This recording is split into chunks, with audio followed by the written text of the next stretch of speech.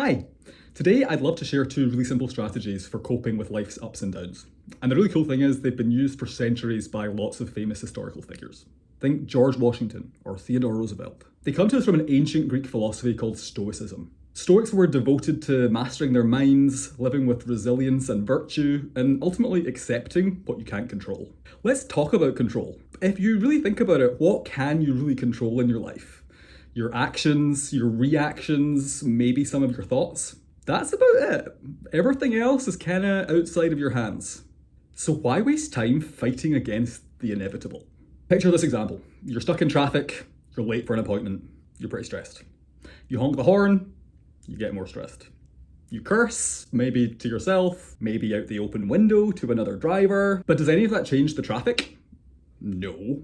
It just changes you, and totally for the worse. Instead, you could take a beat, breathe, accept the situation. Maybe use the extra time you find yourself with to do something positive in your life. Celebrated Stoics really doubled down on this idea. Roman Emperor and top 3 Stoic Marcus Aurelius had this to say: "If you are distressed by anything external, the pain is not due to the thing itself, but to your estimate of it, and this you have the power to revoke at any moment." Any negative emotion caused by something beyond your control was viewed by the Stoics as totally optional. If someone insults you, reacting with anger or shame rather than choosing not to is the real damage, and you do it to yourself. The insult is totally empty and doesn't have a sting, unless you give it one. So don't. This applies to all sorts of external triggers that we might face. Unmet expectations, bad luck, injustice. To be clear, Stoics are not telling us to accept these events with no consequence. Indeed, they were totally fierce opponents of inequity and cruelty. But when we get optionally swept up in a negative emotion, the damage done is twofold: in the world and in ourselves. This might seem like a heavy lift. In fact, it might seem really insensitive to people with real struggles. To me, sometimes it feels like telling someone with depression to just be happy, or someone with anxiety to just chill out. To be clear, that's not what Stoics are advocating, and neither am I. The suggestion, coming from a place of compassion, is to introduce some critical distance between your inner rational self and the emotional experience you're having at any given moment, whatever that happens to be. As I said, a heavy lift. But Stoicism isn't just about reacting well, it's about preparing well.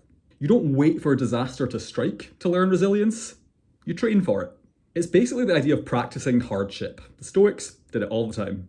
They'd sleep on the floor, wear really simple clothes, eat plain food, on purpose. Why? Well, it was so that when real suffering came, they felt tough.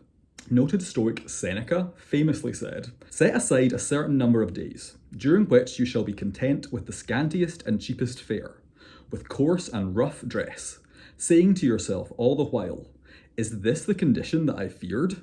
So maybe try it. Go a day without hot water. Have that awkward conversation you've been avoiding. Delete the apps that waste your time." You'll realize 2 things. 1, you're stronger than you thought. And 2, you already have everything that you need to handle difficulty. That's the true power of Stoicism. Control what you can, let go of what you can't, and train yourself to be unshaken.